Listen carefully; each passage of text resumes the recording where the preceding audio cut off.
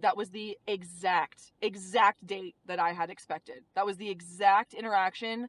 I'm actually impressed that my intuition was as accurate as it was, because this wasn't for like, this was for the plot. So this woman goes on a date with this MLB player, and he pretty much acts like a horn dog from the get. And she entertains it for a little while, and she walks away and rejects him. She's 33 years old. She's attractive. I want to analyze both sides of the story. So why did this MLB player act like a retard? And then why did she even entertain this in the first place? She even says at the end of the video, and doing it for the plot, it went exactly how I expected it to. So it's like, okay,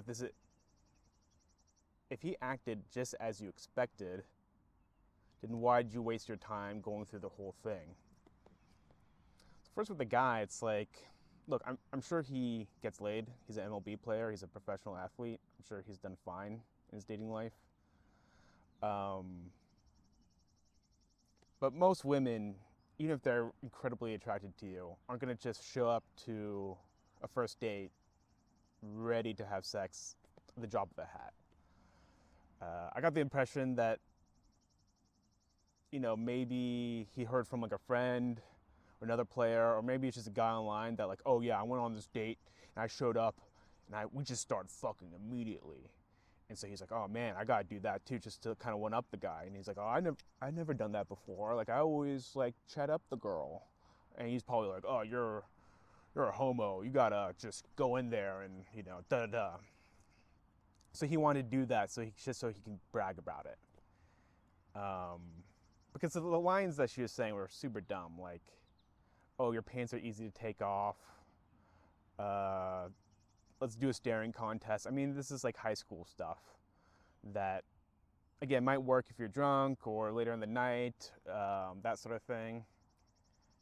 It's very plausible. He could have just had a 40-minute conversation with her, gotten to know her a little bit, showed that he was cool, and then be like, hey, you want to go back to my place for drinks? Just demonstrate a little bit of restraint, and he probably would have gone it. Maybe 50-50, who knows? But again, he's a professional athlete. He's famous. I'm sure he does fine. So I get the idea that he was driven by kind of this idea of conquest, of like, oh, I gotta be able to brag to my friends that I was able to bag a girl just like that. No conversation, just went right into it. Didn't even buy her a coffee, and she drove me home. At one point he goes like, oh, you're gonna drive me home? So it's just like pure ego driven. Why? Again, it's just about bragging rights. I doubt having sex in the moment is pleasurable or interesting. Certainly not a deep connection. People can get very competitive when it gets to sex and sexual behavior, and so it no longer becomes about the sex. It becomes about bragging rights, conquest, trophy. Trophy.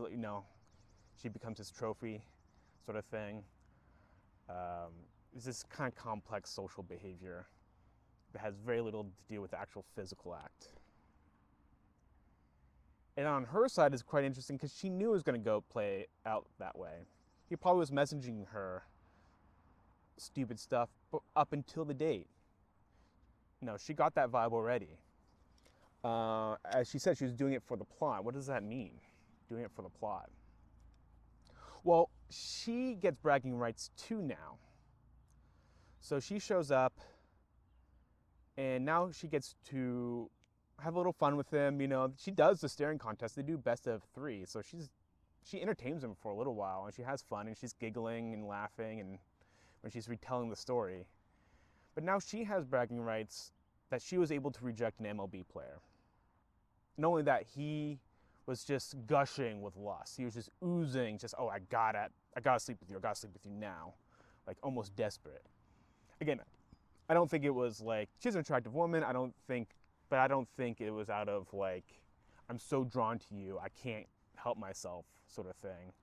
I think it's, you know, it was about conquest, it was about bragging rights. I think she picked up on that before she even got to the date, probably through however they met, you know, via texting or dating app or whatever the case may be, some messaging platform. And she went in her mind, you know what, I can go on this date, it'll probably be short, have a little bit of fun, and afterwards make a TikTok bragging about how this MLB player was just like wanted to sleep with me so bad. He was about to like premature ejaculate practically. And I said no. And so there's a lot of ego involved in dating, relationships, sex. I mean, incredible amount of ego, especially as you get older. I mean, this woman I think was in her early 30s. And so that fits my experience where it's like, you know, in her mind, it's like, okay, I can go up on this date and be treated like a piece of meat and be his little trophy for a little while, and then he'll toss me aside. That's not fun. Or I can show up and reject him, and I can prove to the world how discerning I am, how many options I have, that I have self-respect. Look, see, I rejected this MLB player, this famous, handsome athlete, probably rich too.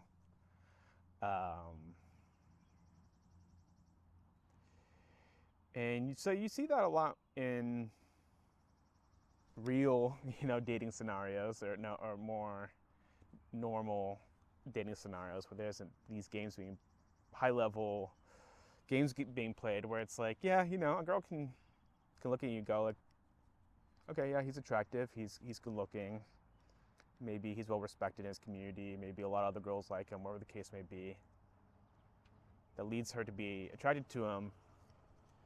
And yeah, we can go out, we can have a good time, and maybe even sleep with each other, and so on and so forth.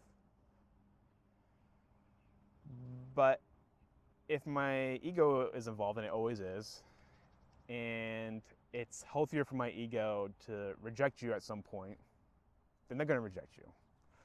It's just going to happen. There's there's a huge ego boost when there's a rejection from the female side. Huge ego boost that can't be underestimated. It's a big part of the process, or at least, what you count from the male side, where it's just like, I don't get it. Like, she likes to flirt with me, or she likes to hang out with me, whatever the case may be. So why not go out, and so on and so forth. For men, ego is super involved, but just like the MLB player, it's a little more simple. It's usually about the sex and obviously the physical act itself, but also the bragging rights, being able to show off, that sort of thing. I mean, I've seen kind of red pill guys brag about, oh yeah, I just sat down and I said, don't you just want to have sex right now? And they said, yeah, and then we do it in the bathroom. And it's like, okay, does it sound pleasurable? Does it sound intimate? Does it sound interesting? But makes for a good story online. Makes you sound cool, confident. You know, in actuality, you probably just like found a super damaged, low boundary, no boundary nymphomaniac who's like a product of a lot of trauma. So we'll probably have sex with anything. Like, it's not exactly a big win, at least not in my book.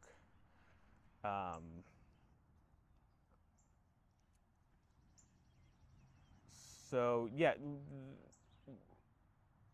and then you add on top of that the internet, and so now it's just, things become so performative, where people experience things, and they do things not because the experience itself is desirable or pleasurable, or, you know, there's an innate drive, but because they can kind of brag about it after the fact, or even during the fact, online, or in public, or with friends, whatever the case may be.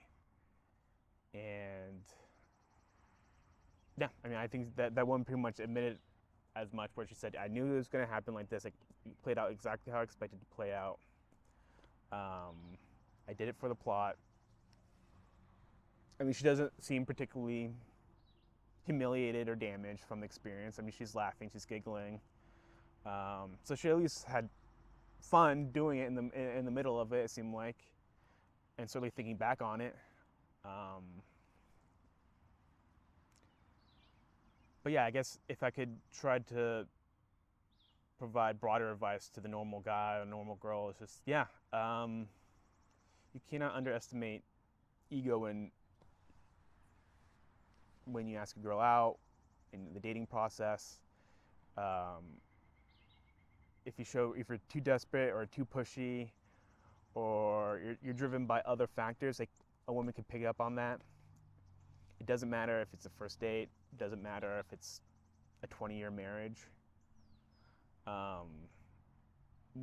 Once their ego senses that your ego is attached to the outcome, then it becomes this like ego battle, right? And she sensed that obviously, and was like, "No, my ego is going to win over your ego,"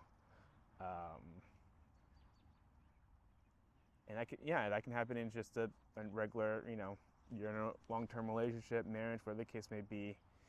And if you, as the guy, you're just like, "No, I have to have sex with you, I have to sleep with you, I have to be intimate, be physical, whatever the case may be, because my ego is tied to it, and I'll be crushed if you say no, or if I'm rejected, or a certain sense of my identity or my masculinity, or whatever the case may be, will be threatened."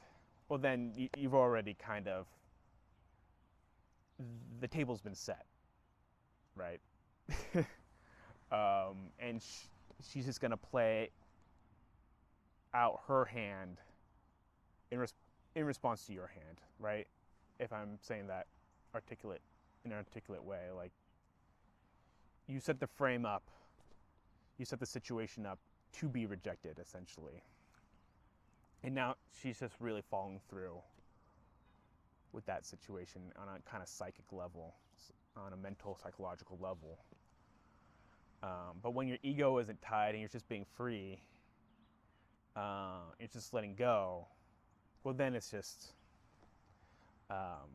she can let go as well. She can be free. And it's not like, it's not like this ego battle occurring. You can even see what the guy was like doing high school lines, like, "Oh, let's do a staring contest." It's like, clearly he heard that from somewhere and was like trying to, he had like a playbook someone gave him. And he was running plays. And again, could work on a girl who's drunk or desperate or doesn't care or just wants to have a good time. You meet at the bar, but like a girl who's in her early 30s, who's sober, who knows what she's getting into, it's like, oh man, I see this. She saw the playbook. She knows the playbook. She's read the playbook. She's memorized the playbook. She saw it coming 10,000 miles away. She wants something a little more intelligent, a little more sophisticated. That's what I was saying. Like, if you just had a 30, 40-minute conversation with her, and they just vibed, and he made her feel comfortable, there's a very good chance they could have slept with each other. But obviously, he wasn't in that mental state. And so it wasn't going to happen, As I said before, the table had been set. Now, how do you get into that free mindset where your ego isn't tied to everything, and you're not being like, "I'm the alpha here," like, and I'm ready to, I'm ready to fuck. It's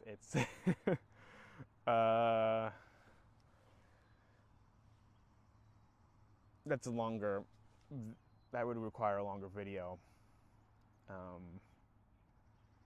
And it's not something that's so easy, but the best thing you can do is probably just have some self-awareness, emotional self-awareness, and recognize when you're doing that in the moment, and stepping back and stepping away.